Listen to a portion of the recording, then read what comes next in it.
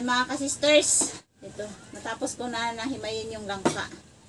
So, ika-caramelize ko lang yung langka, tapos ilagay sa jar. Yan. Para ang iba ay i-preserve natin, para hindi masira. Ito naman, magkayod tayo ng buko. Dahil isa sa mga ingredients ng halo-halo ay buko. Buko pa more. Yung buko mga ka-sisters ay gagawin ko siyang caramelize.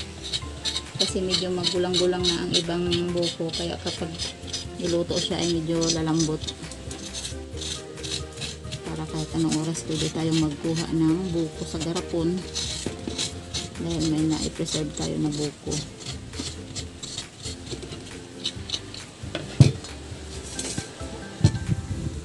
Ito nga pala mga ka-sisters ay saging. I-caramelize ko siya.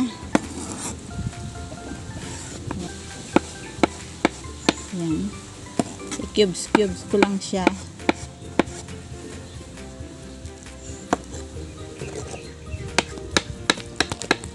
Okay. Yun. Tapos na din yung kinuskus. Ay, Nabuko. nabuko. Kinayod. Kirayod pala.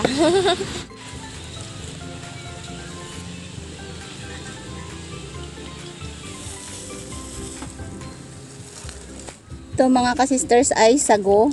Bali, ika-caramelize ko lang siya sa sukal para mas lalo siyang malasa kapag may asukal. Para pag ihalo natin sa halo-halo ay kahit wala nang asukal yung halo-halo ay gatas na lang puro. Napakasarap. Yan.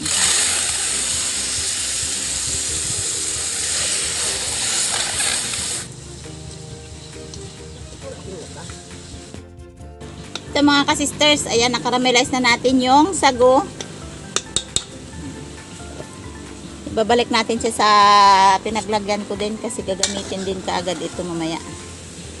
After na maluto ito ay gagawa na kami ng halo-halo.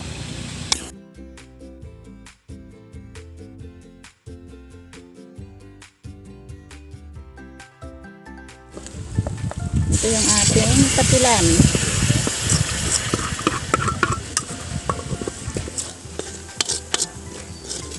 Yan.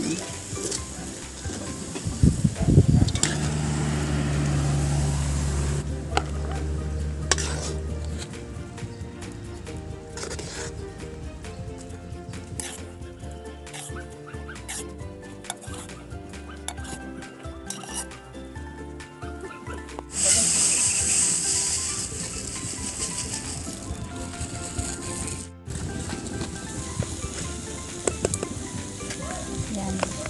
Tubig din yan mamaya. Eh, sarap pit-pit oh.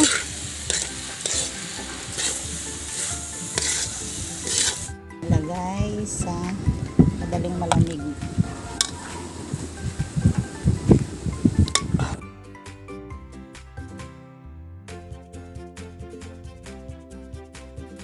Ito yung ating buko.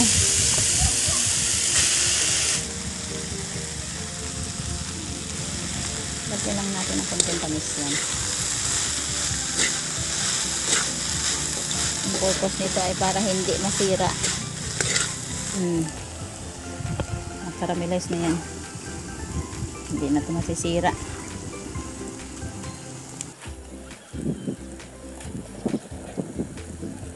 Ito yung sasaging.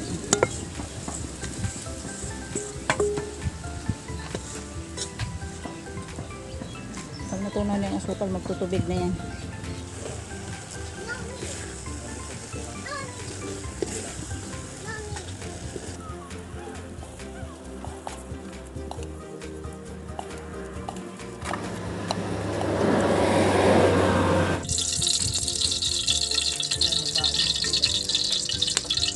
Yan mga ka-sisters, magluluto tayo ng pinipig. Yan. Tapos halo-halo.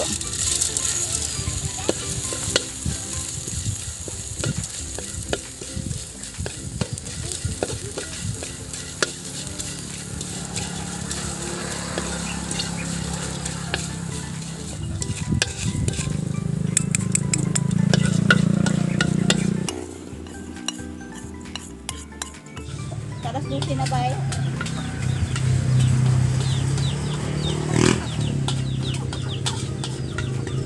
Summer na summer. Kailangan ang malamig. Okay mga ka-sisters. Lagay natin sa garapon. Malinis na.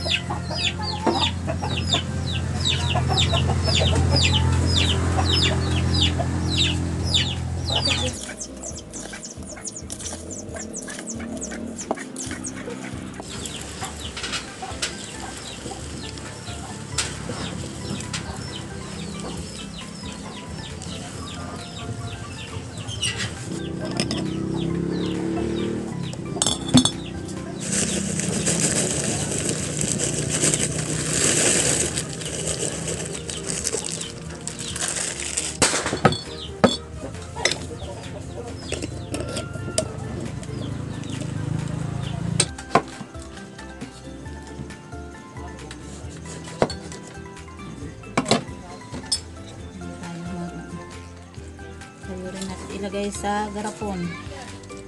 Kaya mayroon tayong pang sahog na milon.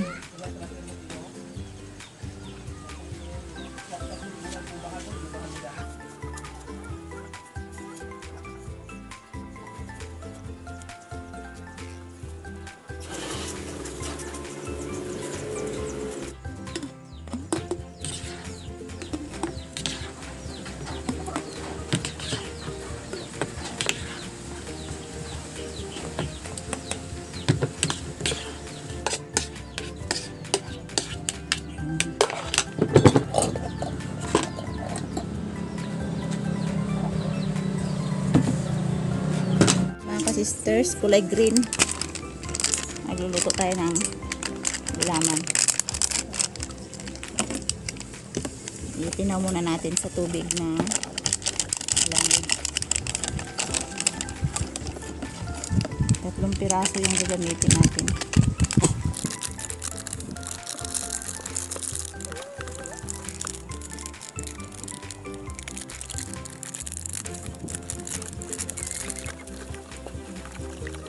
Kulo na ko ng tubig. Lagyan natin yung ating gulaman.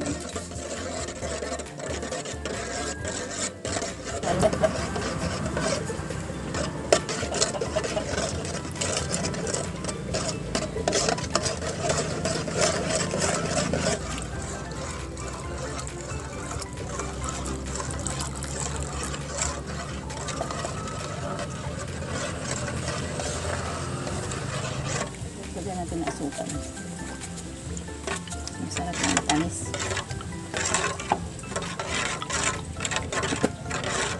Ay mga ka-sisters, pwede na natin hanguin tong gulaman.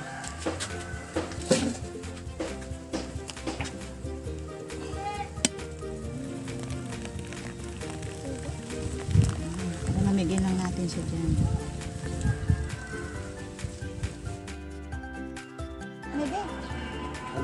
Ibira.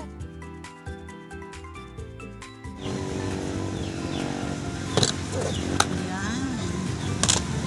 Hindi ba?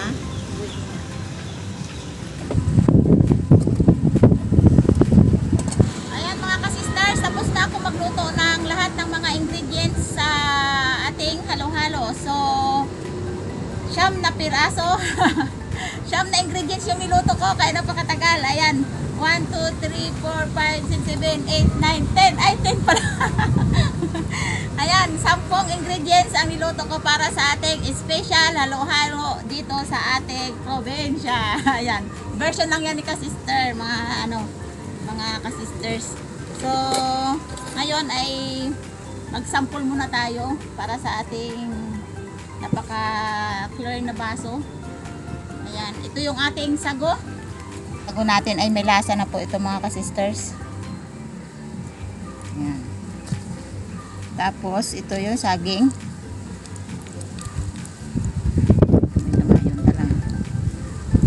Ayan, yan ang ating saging. Ayan. Udit. Naglagay lang tayo mga sisters ng tama lang. Yung melon. Yan. Melon. Takpan agad natin kasi malikabok dito. Ito naman yung beans or again, yung munggo or balatong tawag sa amin. Yan, masarap diyan sa halo-halo.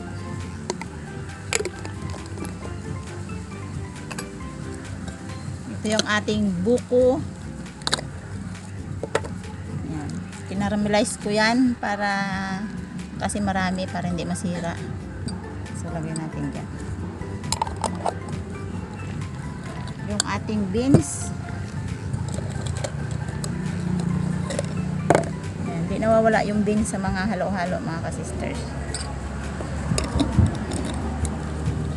At syempre yung ating pinipig. Yan. Ito yung kapag kinakain mo yung halo-halo ay may malasap ka na parang mega crunchy pinipig na yon. Okay. Palibasa ito ay marami na siyang sugar dahil kinaramelize nga natin yung mga sugar. So minimize tayo pagdating sa asukal, kunti lang. Lagay tayo ng isang ganyan. Isang kutsarang asukal.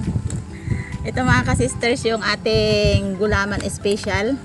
Kapag kinain mo siya ng puro ay talaga namang mapapakain ka ng marami. Kasi nga ay may lasa na tong ating gulaman. Sunod ay yellow. Kailangan lang natin yung malinis na towel para pag tayo ng yellow ay magtakbo. Ang manok. May tugtog pa ang kapitbahay.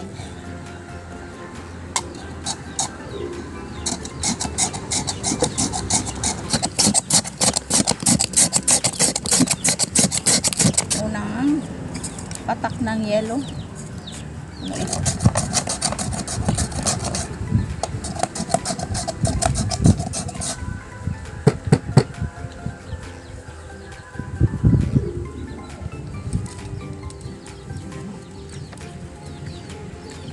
Loaded. Yan, lagyan natin ng ube yung ating. Mas maganda kasi na ang ube ay nasa taas. Yan.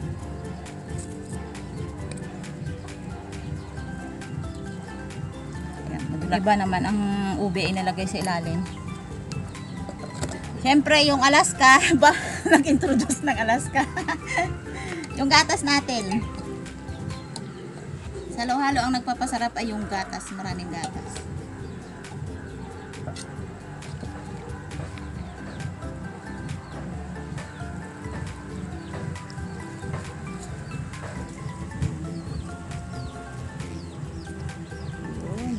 Okay.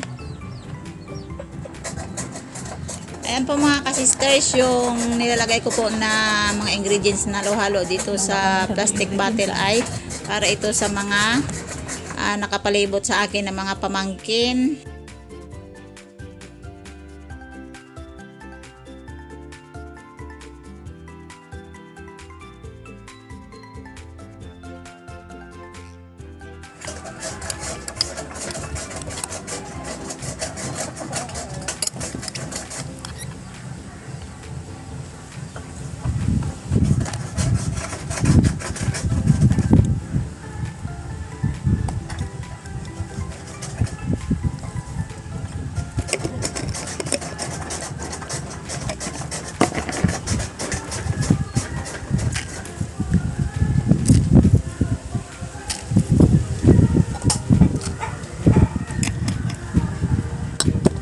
Ilagay natin yung ubi sa ilalim.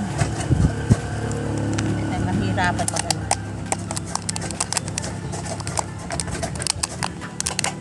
Natalanit ng papakta na ran.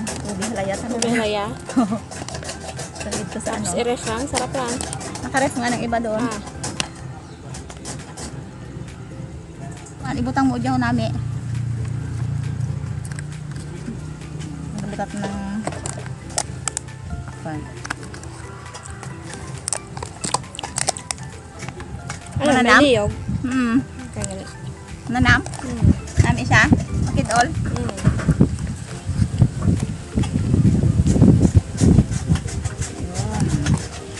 Ano pang kulang?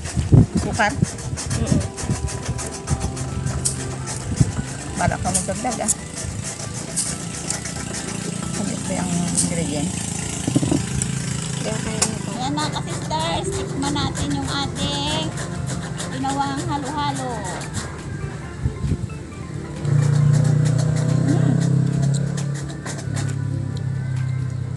Nanam. Malinamnam. Ito yung gusto ko mga ka-sisters, oh. Yung gulaman. Sarap. Malinamnam.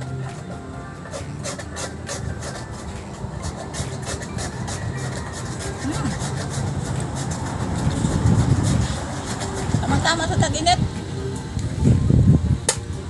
Kuha ang kwan.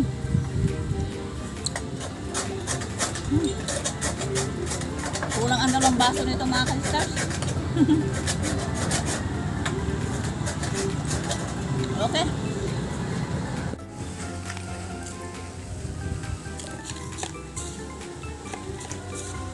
Halo-halo kayo dyan mga ka-sisters.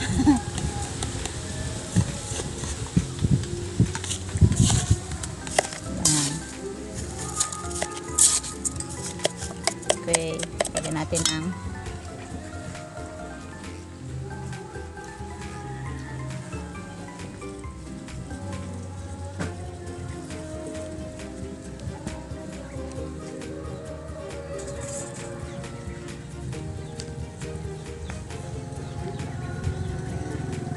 bigyan natin to sa mga yan, may 2 bisita. 2 bisita. Ning, kuha nito ning.